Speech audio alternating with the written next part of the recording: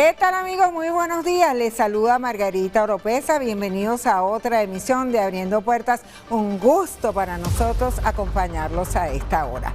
El pasado domingo 25 de mayo se realizaron en todo el país las elecciones regionales y de diputados a la Asamblea Nacional. ¿Cómo quedó el mapa electoral? Durante el programa de hoy estaremos analizando este tema con dos puntos de vista. Si desean interactuar con nosotros, pueden hacerlo a través de las redes sociales @Venevisión bajo la etiqueta Abriendo Puertas por Bebé. Ya estamos listos y vamos a comenzar.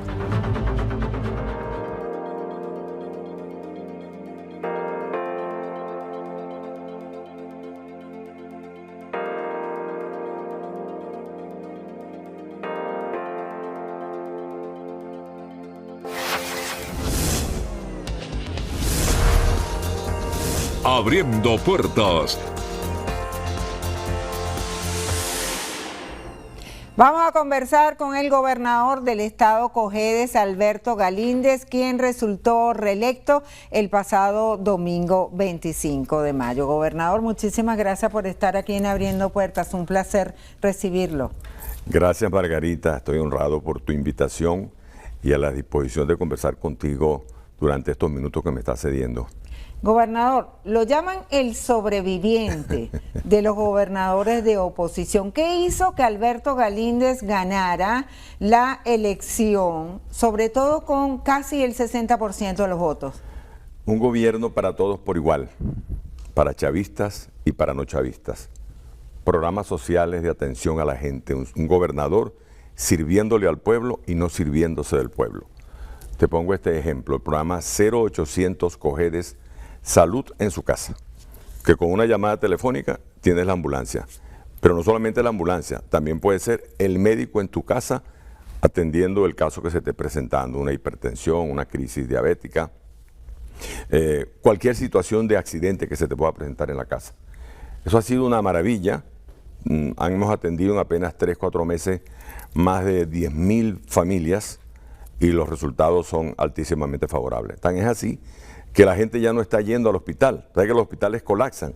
La gente va a tomarse la atención por cualquier cosita. Ahora prefieren que el médico los vea en la casa. ¿Cómo puede calificar el proceso del pasado domingo 25 de mayo, cuando analistas políticos están diciendo que ganó la abstención? ¿Y qué ganamos? Perdimos. Y perdimos mucho. Perdimos 3 estados muy importantes para la lucha democrática en Venezuela. Perdimos el estado Zulia, el estado Nueva Esparta y el estado Barinas, con votos, con gobernadores con gestión en sus estados. Yo aprovecho esta ocasión para enviarle una palabra de solidaridad y amistad al gobernador Morel Rodríguez, al gobernador del estado Zulia, Manuel Rosales, y al gobernador Sergio Garrido. Eso nunca ha debido ocurrir, por el contrario, hemos debido ganar más estados. Se repite la historia del 2005.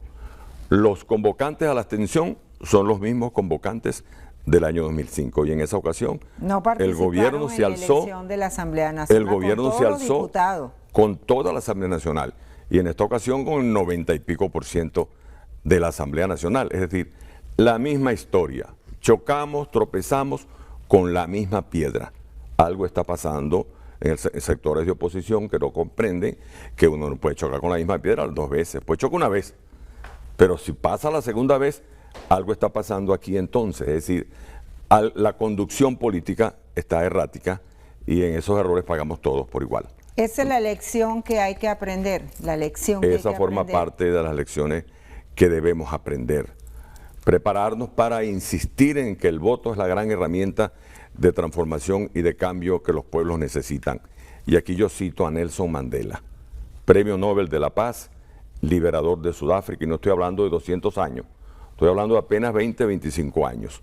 Un hombre que estuvo preso 27 años y dijo, entre otras cosas dijo, la democracia se construye con el coraje de los que votan, aún sabiendo que el camino será largo y difícil. Y dijo algo más, la abstención solo sirve para perpetuar el silencio de los oprimidos. Entonces, si tenemos esa historia de Sudáfrica y tenemos la historia reciente de Venezuela, ¿por qué tenemos que caer en lo mismo? ¿Por qué incurrir en ese error? ¿Por qué caer en ese egoísmo tremendo, ¿verdad?, de la tierra arrasada, cuando la política de tierra arrasada no sirve para nosotros. Y si otro más, Gandhi dijo esto, es muy importante, dijo, el adversario debe ser derrotado, no aplastado. Entonces en Venezuela se aplica la política de tierra arrasada, y la tierra arrasada entonces deja que la política se convierta en una hegemonía, y la hegemonía no es buena para nadie. El presidente Maduro lo llamó para felicitarlo. Sí. ¿Cómo fue esa conversación? Fue muy amena, muy agradable. Yo decidí desde el comienzo de mi gestión dedicarme a gobernar y no a pelear.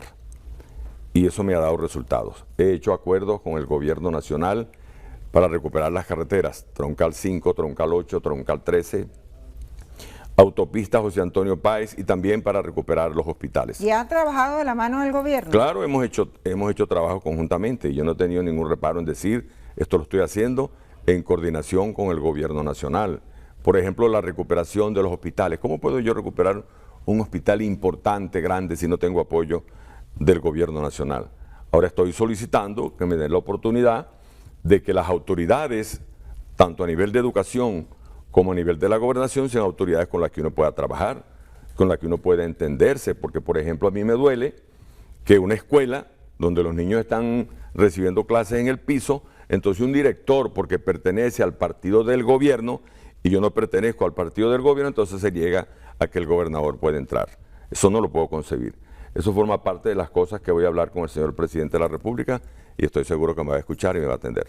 Gobernador, ¿qué deben hacer los sectores opositores de aquí en adelante? Porque están pendientes las elecciones de alcaldes y concejales, y eso debería ocurrir en 3 meses. Bueno, organizarnos. Mira, en todos los estados de Venezuela, en todos los municipios de Venezuela hay buenos líderes. Líderes políticos, líderes sociales, líderes empresariales. A todos debemos llamar, porque ¿qué podría pasar o qué pasaría si esos líderes sociales, políticos, empresariales abandonan la lucha? Bueno, puede pasar que cualquiera puede ser el alcalde de un municipio. ¿Y qué pasaría con ese municipio? Un municipio que no es atendido, un municipio que no es servido, porque un ineficiente o un incompetente se va a ocupar de las tareas que le deben corresponder a una persona formada para tales exigencias del pueblo.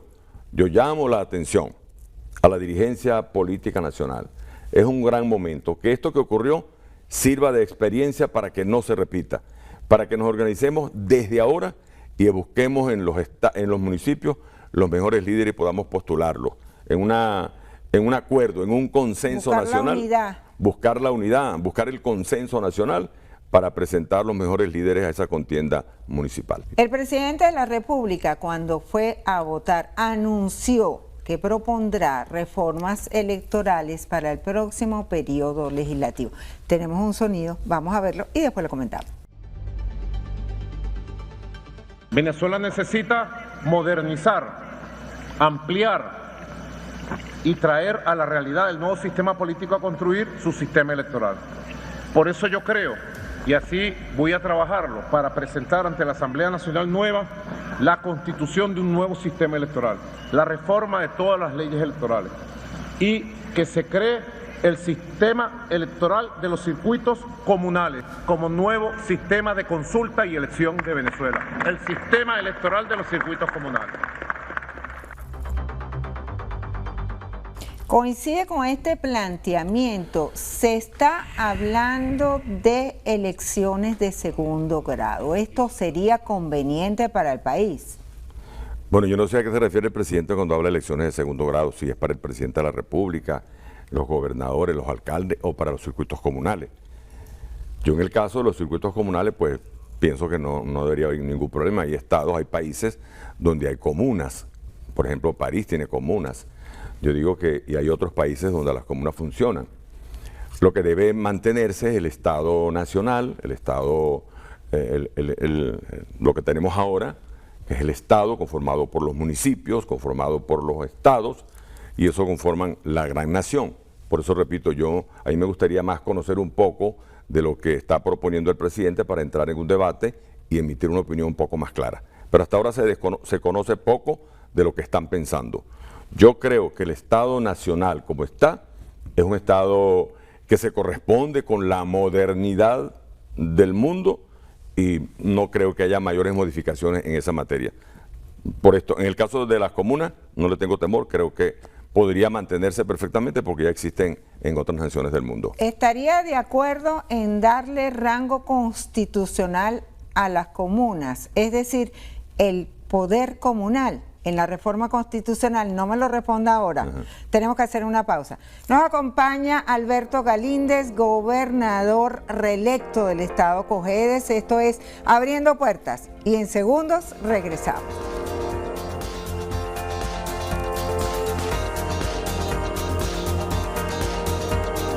Abriendo Puertas, ya regresamos. Abriendo Puertas. Seguimos en Abriendo Puertas en compañía del gobernador del estado Cojedes, Alberto Galíndez. El pasado martes expiró la licencia de Chevron y hay de verdad informaciones confusas, que si se va, que si se queda, que qué es lo que está ocurriendo, que Chevron va a continuar a pesar de las decisiones del gobierno de Donald Trump. El impacto que esto tiene en la economía del país. Entiendo que el tema de Chevron forma parte de la solicitud de sanciones para Venezuela. Yo quiero decirle a los que están pidiendo sanciones y a los que están aplicando sanciones que eso no resuelve los problemas del país y que tampoco produce cambios políticos. A la prueba me remito, ¿cuántos países hay sancionados en el mundo? Se han producido cambios políticos a esos países sancionados. Por el contrario, los gobiernos se han atornillado producto de esas sanciones. Más bien las sanciones lo que producen es más pobreza, inclusive se violan los derechos humanos de los niños, de las familias, que no tengan trabajo, porque no hay ingresos como los que puede producir la exportación petrolera y otros negocios que se pueden hacer con el mundo. De manera que yo rechazo esa decisión de solicitar más sanciones a Venezuela. Estados Unidos insiste a sus ciudadanos a que no vengan a Venezuela porque es peligroso y ahora se suma Ecuador. Pareciera que se quiere establecer un cerco alrededor de Venezuela. Bueno, forma parte, repito, de las sanciones, ¿no? De Venezuela es un país de peligro, un país donde no se pueda ir, donde se puedan hacer negocios. Sin embargo, creo que nosotros tenemos que resistir a eso. Y la experiencia de la lucha de los venezolanos nos dice que debemos mantenernos firmes en la posición de buscar una salida democrática, constitucional y electoral a este problema que nos está afectando. Yo diría que una de las cosas que hay que buscar es el restablecimiento de las relaciones con los Estados Unidos. Los Estados Unidos es el primer cliente que tiene Venezuela, ha sido históricamente el primer cliente. Cuando tuvimos buenas relaciones con ellos, Venezuela tenía importantes ingresos, tenía importante desarrollo, importante progreso. Se rompió eso por una razón de tipo político y eso puede perfectamente revisarse. Se habla de la necesidad de un diálogo, de un entendimiento entre todos los sectores del país. Es imperante en estos momentos, tomando en cuenta los resultados electorales del pasado 25 de mayo. Por supuesto que sí. Una sociedad democrática siempre debe estar motivada por el diálogo. Es una razón, yo diría que suprema. Y la elección ha podido ser eso, ese diálogo, el diálogo con el pueblo, incorporar al pueblo a la participación. Hay muchos que están cerrados a esa posición porque piensan que desde el extranjero el problema se va a resolver. Y eso tiene que ver con sectores opositores y también sectores del gobierno.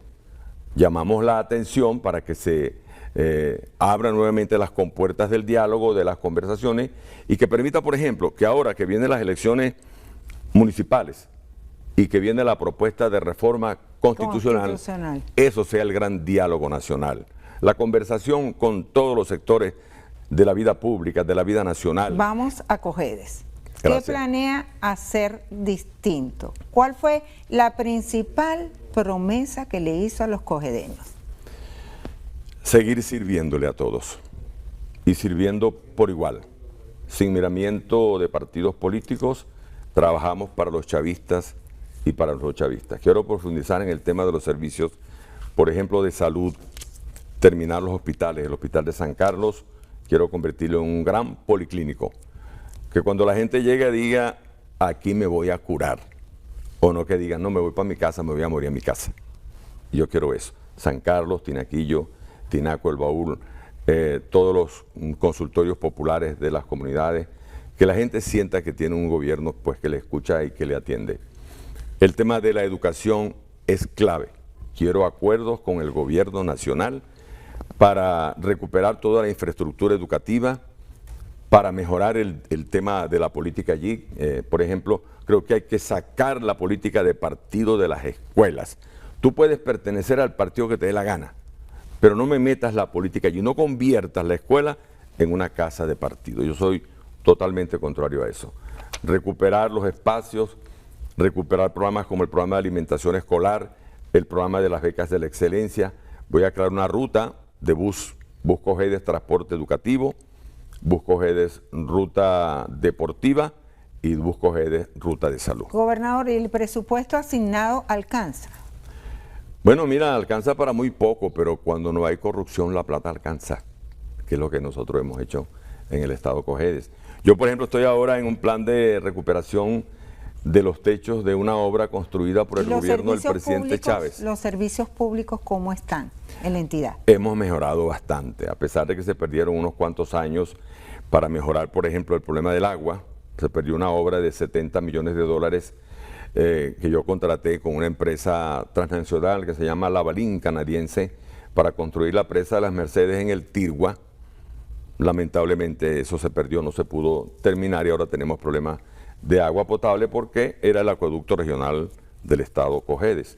Lamentablemente pues se perdió. Gobernador, tengo que preguntarle una de las noticias más destacadas de la semana y es el anuncio del gobierno nacional, específicamente del ministro Diosdado Cabello, del desmantelamiento de una banda de secuestro, narcotráfico, terrorismo, que tenía la intención de impedir las elecciones. ¿Cómo califica esto? Mira, yo siento que Venezuela, el nivel de inseguridad ha bajado tremendamente. Ya no, aquí no se vea el secuestro como se veía antes, que había mucho secuestro exprés. Cualquier iniciativa que vaya en beneficio de la paz y la tranquilidad es buena. Yo la acompaño y la estoy acompañando como gobernador. Uno de los estados de mayor paz y tranquilidad en Venezuela es el estado Cojedes. Y eso trae unas consecuencias buenas, que es que empresarios privados, empresas privadas, se estén estableciendo allá porque no hay secuestro, porque no hay abigeato, porque tienen carreteras, porque tienen seguridad jurídica, porque tienen seguridad personal. Eso es indispensable para el desarrollo de una nación o de un estado. ¿Cuántos diputados a la Asamblea Nacional y cuántos a los consejos legislativos obtuvo la fuerza de Alberto Galíndez? Primero no teníamos ni uno, ahora tenemos 5 de 6 diputados a la Asamblea Nacional. ¿Y a los consejos legislativos? 5 de 7, es decir, tenemos una mayoría muy holgada. Yo le doy las gracias a mi pueblo de Cojedes por la confianza que han depositado en mí. Y esa confianza obedece al trabajo, a la entrega, a la seriedad que he tenido en el gobierno, un gobierno sin trampas y sin privilegios, un gobierno para todos por igual, para chavistas y no chavistas. Yo gané con el voto opositor y gané con un porcentaje altísimo del voto chavista. Eso quiere decir que hemos gobernado así, con amplitud, con seriedad, con lealtad y con solidaridad para nuestro pueblo. Su próximo periodo comienza en noviembre. Sí, señor. ¿Y el de todos los gobernadores electos del pasado? El de todos los gobernadores electos comienza en noviembre. Los consejos legislativos se instalan en enero, igual que la Asamblea Nacional que se instala en enero. Yo voy a terminar mi periodo de aquí a noviembre, este periodo constitucional, y en noviembre me estaré juramentando para el próximo periodo. Ya estamos concluyendo esta entrevista. Un mensaje pequeño al pueblo de Cojedes, al pueblo de Venezuela. Allí tiene su cámara.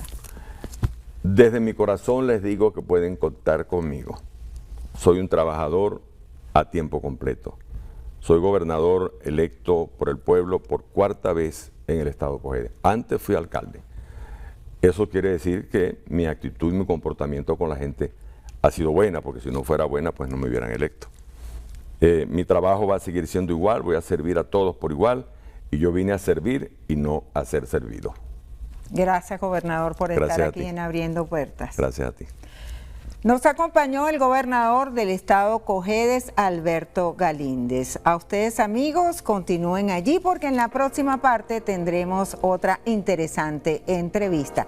Esto es Abriendo Puertas. Ya venimos.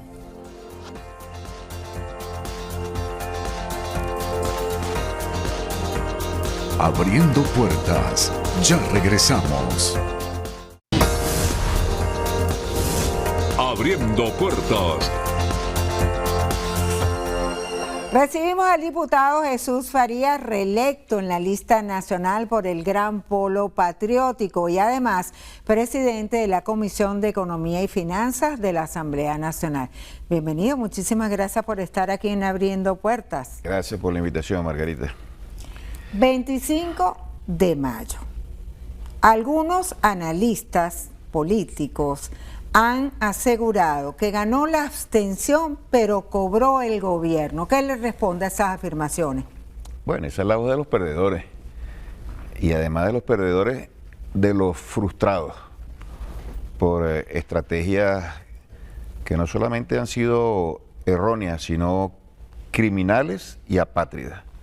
Son los mismos que están promoviendo bloqueos económicos, son los mismos que están promoviendo intervenciones militares. Son agentes del gobierno norteamericano aquí en nuestro país, por supuesto que con una política de esa naturaleza jamás van a ganar.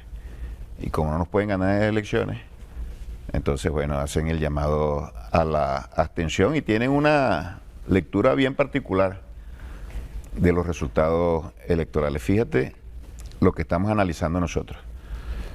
Desde el año 2021, las últimas elecciones regionales que se celebraron al país, a este momento, año 2025, el Partido Socialista Unido de Venezuela, con el Gran Polo Patriótico, aumentó su votación en 1.300.000 votos. En aquella oportunidad, nosotros obtuvimos 19 de las 23 gobernaciones y ganamos. Ellos iban juntos, todos unidos, con sus candidatos y sus listas.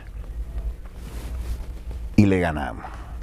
En este momento obtenemos 1.3 millones de votos adicionales y a esta gente no se les ocurre otra cosa sino decir que ganó la abstención.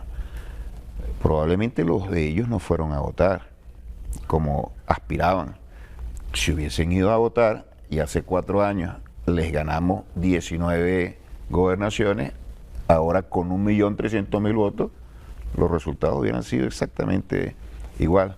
Pero tenemos que preguntarnos por qué se da esa barrida política, por qué la oposición tiene solamente una gobernación y el 10% de todos los diputados, 29 de 285. Bueno, sencillamente porque su política ha fracasado y como resultado de los fracasos vienen las fracturas, vienen las divisiones y se producen gravísimos antagonismos internos. Lo decía el presidente, para finalizar, lo decía el presidente ayer, en estos días. La oposición está sumergida en una profunda crisis, una de las mayores que haya sufrido en 25 años de revolución, y eso se expresa allí también en esos votos. Pero lo fundamental es que se ha obtenido una gran victoria del pueblo, número uno, el pueblo ganó. ¿Y por qué decimos que ganó el pueblo? Porque en medio de todas las amenazas de ataques terroristas, de atentados. Por cierto, tenemos que felicitar al ministro Diosdado Cabello, al frente de todos los organismos y las estructuras de defensa y de seguridad del Estado, porque desmontó todos los planes que buscaban generar una situación de terror, de violencia en nuestro país. La posibilidad de crecer y desarrollarnos dependía de estas elecciones, porque estas elecciones hubo dos propuestas: la de la paz, la del desarrollo, la de la democracia de participación del pueblo y, por otra parte, la agenda del odio, de la guerra, del terror y de la destrucción de lo que se ha podido avanzar. A la Asamblea Nacional llega un sector político, regresa un sector político que no está representado actualmente en el Parlamento. Un Enrique Capriles, Stalin, Luis Emilio Rondón, Henry Falcón. ¿Cómo visualiza la relación con ellos? ¿Cómo será el trato diario, el día a día con esos diputados? Nosotros somos una fuerza democrática. Nosotros no hemos promovido ninguna guerra, ningún conflicto, ninguna confrontación. Nosotros no hemos llamado a la liquidación física de los adversarios políticos. Eso lo han hecho los que están en la ultraderecha, por cierto.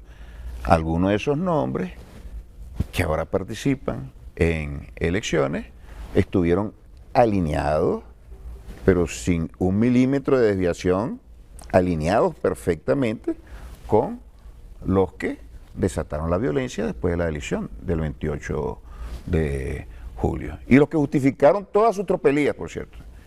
Y en algún momento estuvieron también sumergidos en la política de promover la destrucción de la economía nacional. Ahí están las evidencias muy claras. Ahora nosotros, pero tengo que mencionarlo porque pero vamos su a seguir actuación, un poquito en política. Sí, pero yo no voy a hablar de economía, pero yo voy a hablar de las consecuencias que tienen las posiciones políticas de esos actores. Yo no voy a hablar del tema.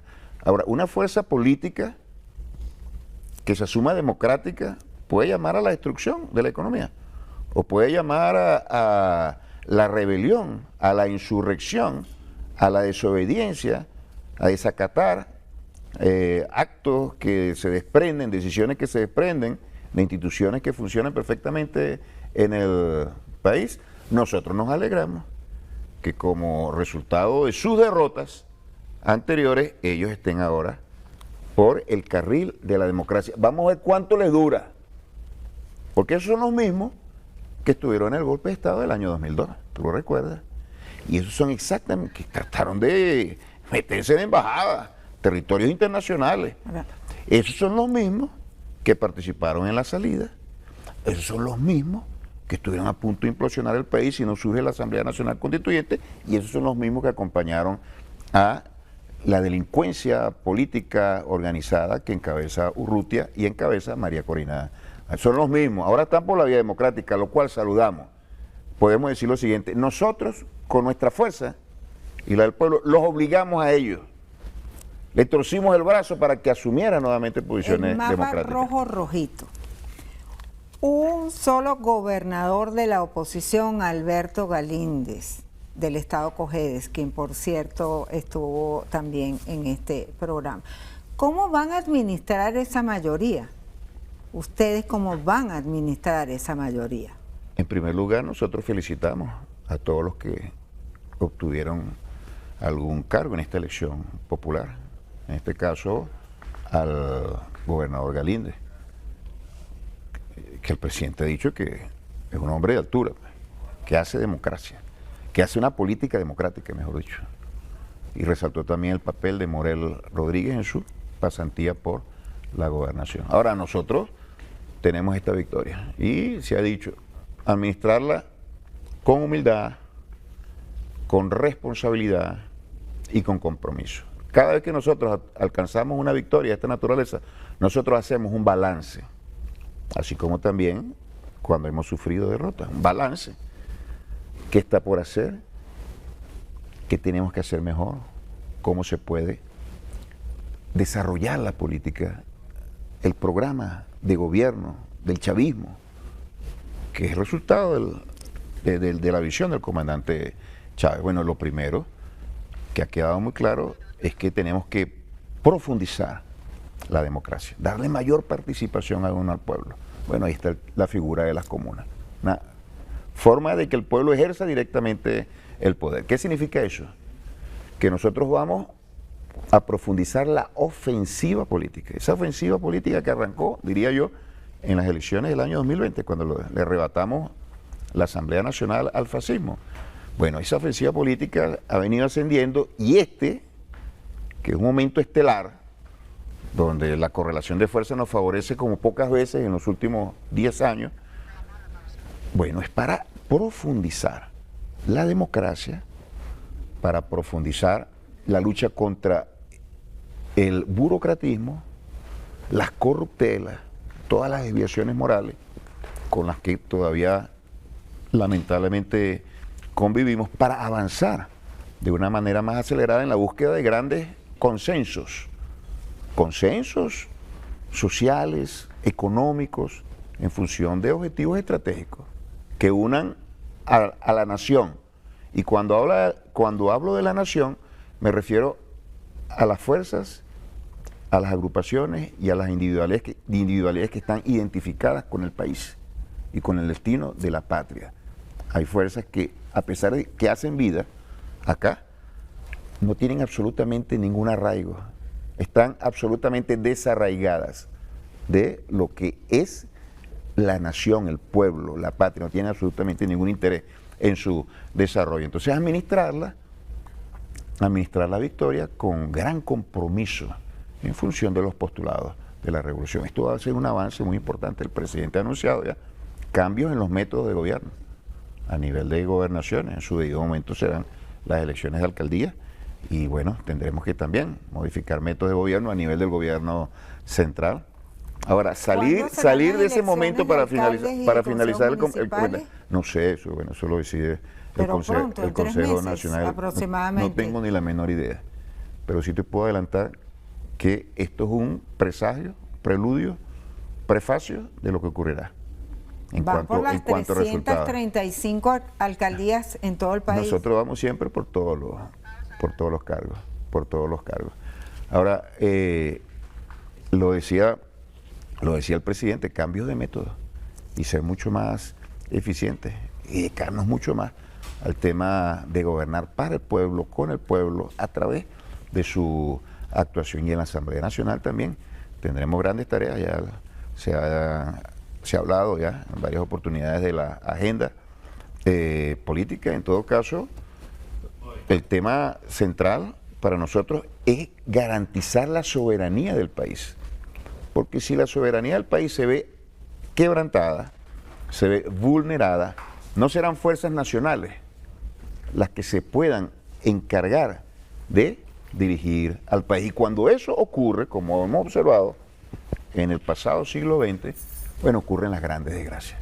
Tenemos que hacer una pausa. Los saqueos para finalizar y la entrega del país a los intereses internacionales. Tenemos que hacer una pausa y en la próxima parte sí vamos a hablar sobre economía. Y cuando hablemos de economía necesariamente vamos a hablar de política, pues están vinculadas las dos.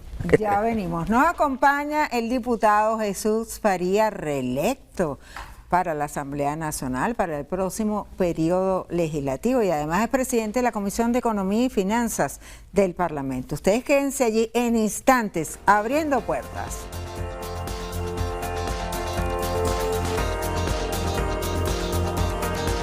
Abriendo puertas, ya regresamos. Abriendo puertas. Esto es Abriendo Puertas y estamos en compañía del diputado Jesús Faría, presidente de la Comisión de Economía y Finanzas de la Asamblea Nacional. El 27 de mayo cesó Chevron en sus operaciones en Venezuela, pero hay distintas informaciones, que se va, que se queda. Realmente, ¿qué es lo que va a pasar? Bueno, dos comentarios al respecto, Margarita. En primer lugar, eso de que las empresas extranjeras estén trabajando y actuando en nuestro país en función de autorizaciones y licencias de una nación extranjera, eso violenta todo el marco legal internacional. Eso no lo puede hacer ningún país, de acuerdo a las leyes. Pero cuando hay potencias imperiales que se arrogan facultades que no les corresponden, bueno, por supuesto que se impone la prepotencia y patean las leyes y establecen esas normas. Está amenazada Chevron. Chevron es una gran empresa transnacional, una de las dos grandes empresas petroleras de los Estados Unidos, junto con ExxonMobil. Eso ya es un asunto con el gobierno norteamericano. Eso por una parte. Eso es algo absolutamente inadmisible.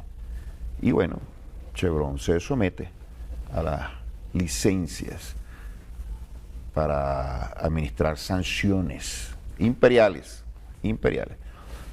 Si ellos se van a ir definitivamente o se quedan, ya eso es una decisión que tienen que adoptar ellos. Ellos vinieron a nuestro país, aceptaron la norma legal, el acuerdo, el esquema de negocios que se les presentó y por eso están aquí. Y cuando se quieran ir se van. Nosotros, con cualquier empresa que llegue a este país, vamos a actuar con mucha transparencia y respetando absolutamente el marco legal venezolano. Lo que podemos decir es lo siguiente, para darte la palabra, discúlpame Margarita, lo que podemos decir es lo siguiente: en este momento Venezuela está en un escenario distinto al año 2018 y al año 2019, cuando esas sanciones, repercutían de una manera gravísima sobre nuestra economía. Ahí hubo los escenarios de hiperinflación y de caída brutal de la producción. La economía se ha ido adecuando, se ha ido fortaleciendo, se ha ido ajustando a esas exigencias, terribles restricciones, terribles que nos impone el gobierno norteamericano, y está en capacidad de mantener su crecimiento. Tenemos 15 trimestres creciendo de manera consecutiva. Eso dijo la vicepresidenta, que está garantizada la producción petrolera, que los trabajadores y trabajadoras de PDVSA están trabajando a pesar del cese de las operaciones de Chevron. Sí, los pozos siguen abriendo, siguen abiertos, siguen produciendo. Nosotros vamos a seguir produciendo 1 millón de barriles diarios, que es lo que estamos actualmente produciendo. Tenemos el objetivo de seguir incrementando esa producción. Ahí tenemos una gran fortaleza con los trabajadores que han reflejado un gran compromiso. Se ha fortalecido la industria petrolera nacional a la incorporación de otros factores que yo no voy a mencionar acá, y el mundo está cambiando y está cambiando de manera acelerada. Y uno de los factores que acelera o que profundiza esa aceleración es la política desquiciada de Donald Trump, de golpear a todo el mundo, de sancionar a todo el mundo, de poner aranceles absolutamente alocados. Y bueno, eso va dividiendo al planeta. Los que quieren trabajar sobre la base de la cooperación, del respeto y de las ganancias mutuas, y los que están buscando la forma de imponer su dominación en función exclusivamente de sus intereses, saqueando a los demás. Y eso nos acerca mucho más de lo que ya estamos a otros países. De tal manera que ya las sanciones no están dando los resultados para los cuales fueron concebidas y diseñadas, que eran destruir a la economía. ¿Que nos hacen daño? Por supuesto que nos hacen daño. ¿Que pudiéramos crecer muchísimo más sin sanciones? Por supuesto que podríamos crecer muchísimo más sin sanciones. En eso consiste el crimen. Ahora ya no pueden llegar a donde lo hicieron en el pasado. Y es una excelente noticia para el país y una pésima noticia para el gobierno norteamericano, que se ha obsesionado con el petróleo venezolano y se ha obsesionado con su política de cambio de régimen. Así le llaman, como si ellos tuvieran facultades divinas para decir: aquí gobierna este, aquí yo pongo mi títere, aquí yo pongo mi piltrafa, aquí yo pongo mi esclavo y mi peón aquí, para que gobierne entonces en función de mi interés. Vamos a una serie de preguntas. Preguntas rápidas. Preguntas rápidas y respuestas rápidas, sobre todo. Pensaba que eran las preguntas nada más. La agenda legislativa para el próximo periodo, la agenda económica, reformas tributarias. No, lo que hemos planteado nosotros es un conjunto de esfuerzos para tratar de profundizar el desarrollo de la producción nacional, estimular la industrialización, mejorar las condiciones para sustituir importaciones, profundizar el esfuerzo de diversificación de las exportaciones. Eso sería algo central para nosotros, porque en medio de la crisis hemos dado pasos muy importantes en la diversificación de la economía. Es decir, ya la economía sigue dependiendo del petróleo, pero no en la misma magnitud. Eso es una noticia fantástica por múltiples razones. Economía más diversificada, crece más rápido, es más sana, no es tan vulnerable al exterior, no es tan vulnerable a las sanciones, a los mercados. Y bueno, en esa vía vamos. Yo creo que ahí se debe concentrar todo el La esfuerzo. posibilidad de bajar el IVA y eliminar el impuesto a las grandes transacciones financieras, que ha sido una solicitud de los empresarios. Eso no depende de decisiones aisladas del gobierno. Eso depende del escenario en el cual nosotros nos encontremos. Para nosotros, desde el punto de vista teórico, bueno, todo lo que tiene que ver con un impuesto regresivo no debería existir. Ahora, estamos en capacidad nosotros de suprimir algunas cosas. En estos momentos, donde nos han puesto prácticamente contra la pared y estamos haciendo todo el esfuerzo para avanzar, en condiciones extraordinarias que reclaman, bueno, métodos e instrumentos igualmente extraordinarios, que van a tener vigencia solo para este periodo. Y así como te digo, el tema tributario y otras cosas, como el tema de la bonificación de los ingresos de los trabajadores. La reforma a la ley del trabajo, el recálculo de las prestaciones sociales. Sí, todo eso está, hay muchas cosas que se están evaluando. Hay muchas cosas que se están evaluando y nosotros en la Asamblea Nacional somos receptores de todas las iniciativas. Algunas tendrán el consenso, otras no tendrán el consenso. Ahora, lo único que no vamos a hacer nosotros, o lo único no, lo que sí no vamos a hacer nosotros es aplicar leyes que atenten en contra de la soberanía del país, atenten en contra del rol rector del Estado en la economía y atenten en contra de los mecanismos que puedan adaptar, que puedan instrumentarse en función de la justa distribución de la riqueza nacional. Eso para nosotros es sagrado. Todo lo que apunte a mejorar, elevar la eficiencia, profundizar los cambios que ya llevan 25 años y se vieron terriblemente interrumpidas por esta agresión económica internacional, todo eso lo vamos a hacer. ¿Quiénes son los grandes protagonistas de esto? Los trabajadores. El sector privado está solicitando cambiar inamovilidad laboral por estabilidad laboral. Bueno, eso se discutió en su momento. Y allí va una píldora envenenada, porque los mecanismos de desregulación laboral prometen eso, que va a haber más empleo si se abarata la posibilidad de despedir a los trabajadores. Eso no ocurrió en ningún país del planeta, por cierto. Lo que ha ocurrido es que el empleo formal ha bajado, se ha deteriorado y la tasa de desocupación se ha incrementado.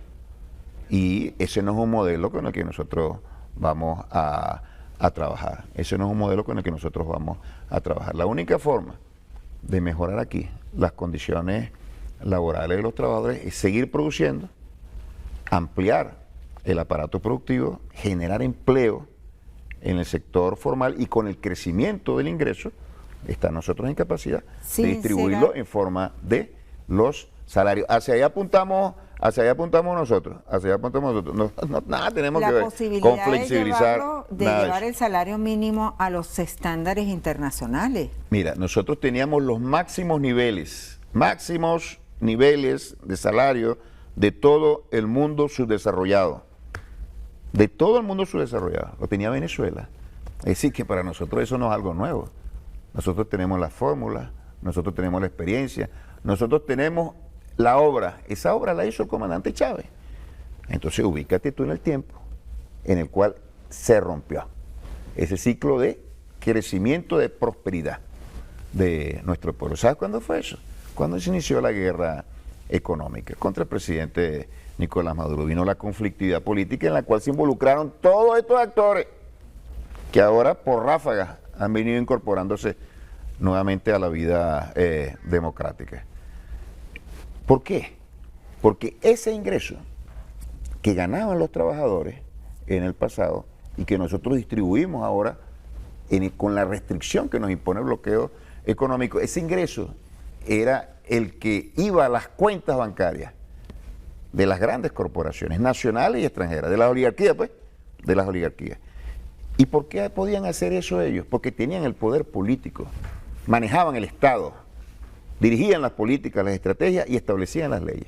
Y lo hacían en función de sus intereses. La única forma de que ellos puedan volver a disponer de las riquezas del país y regalar el petróleo a las transnacionales, la única forma es saliendo de la revolución bolivariana. Porque el poder político se alcanza es en función de un programa de gobierno. Y la esencia de un programa de gobierno es eso. ¿A quién se beneficia? Bueno, nosotros estamos en función de beneficiar a la grande mayoría. Pero podemos volver... Y todos pueden participar, de grande mayoría. Pero no puedes beneficiar a las élites económicas y a su vez también mejorar las condiciones de vida de la mayoría. Pues eso está reflejado a lo largo de toda la historia. Y ahí es donde se genera el gran conflicto, es la lucha por el ingreso y por una política de ingresos. Podemos volver al pasado. ¿Cuál al pasado, Chávez? Un salario le alcanzaba a un trabajador para la alimentación, para el transporte, para el vestir, para la vivienda. Vamos hacia allá. Una política salarial de esa naturaleza depende de 3 factores. Primer factor, que haya un gobierno socialista. Pues los gobiernos socialistas son los únicos que garantizan altos salarios. Los gobiernos del capitalismo no lo hacen, de la burguesía no lo hacen. Número 2, que haya crecimiento de la economía. Y con el crecimiento de la economía, crecimiento del ingreso. Porque el salario es un ingreso.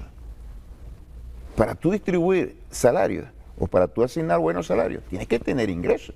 Si no lo puedes sacar de una manga o de un sombrero de mago. Tienes que producirlo. Y además, el tercer factor, además de que crezca la economía, bueno, muy vinculado a esto, tiene que haber estabilidad. ¿Para que la inflación no se trague eso? Estabilidad es casi lo mismo. ¿Cuál es la receta para enfrentar la inflación? Que estamos aplicando nosotros. Cambiaria? La que estamos aplicando, la receta para que se cumpla eso, es la que estamos aplicando nosotros. Y el único obstáculo, escucha bien, el único obstáculo que impide que en estos momentos nosotros podamos establecer salarios como los que existían en el año 2006, 7, 8, 9, 10, 11, es el bloqueo de la economía. Si a nosotros nos permitieran producir los 2 millones de barriles diarios de petróleo que producíamos en el año 2017 cuando comenzaban las sanciones, si a nosotros nos permitieran establecer todos los mecanismos de acceso, de aprovechar esos mecanismos de acceso al crédito internacional, si a nosotros nos permitieran retornar los 30.000 millones de dólares que nos tienen secuestrados en el exterior, incluyendo 5.000 millones de dólares que tiene el Fondo Monetario Internacional y que no nos ha querido desembolsar. Si a nosotros nos permitieran condiciones de libertad en el comercio, en el vínculo con las empresas transnacionales que no las estuvieran amenazando con sanciones, y en el comercio, nosotros tendríamos, no te voy a decir esos salarios muy superiores. Salarios muy superiores porque la economía se ha fortalecido en relación al año 2011. Tiene sólidas bases. Ahora, eso no lo hacen. ¿Tú sabes por qué?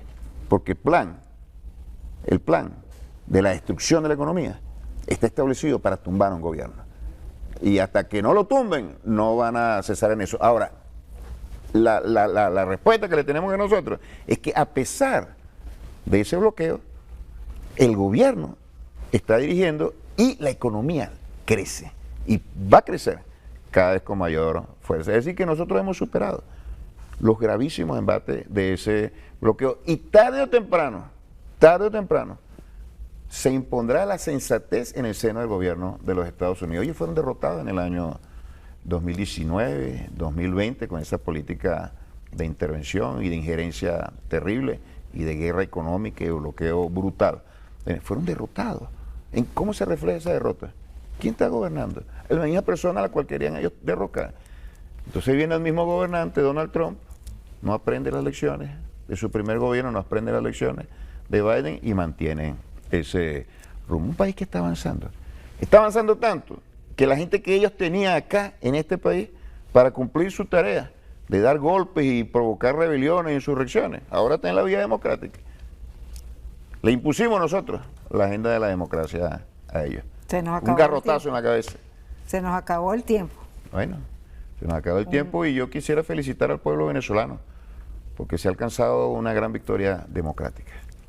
Se impuso la democracia, se impuso la paz y se impuso los planes para el desarrollo integral de la nación. Y esta línea de desarrollo no la va a poder quebrantar absolutamente nadie, ni fuera del país, ni desde el interior de nuestra nación. Y el compromiso de las fuerzas revolucionarias con este pueblo que se ha comportado de una manera heroica, en medio de tantas dificultades, salir de una manera tan contundente a votar por un futuro socialista de nuestro país, es cada vez hacer el mayor esfuerzo para ponernos a su servicio y cada vez abrir los mayores espacios para que el gobierno sea del pueblo y ellos ejerzan el poder y desarrollen las políticas en función de sus intereses. Esa es la principal garantía para que aquí haya desarrollo y bienestar, que incluya a todos. Diputado, muchísimas gracias por estar aquí en Abriendo Puertas, por aceptar nuestra invitación. Siempre a la orden, Margarita. Todas las semanas lo llamábamos. Sí, pero la campaña nos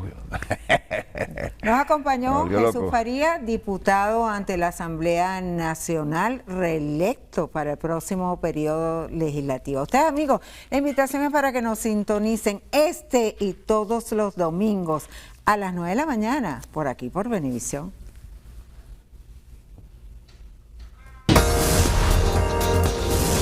Abriendo Puertas,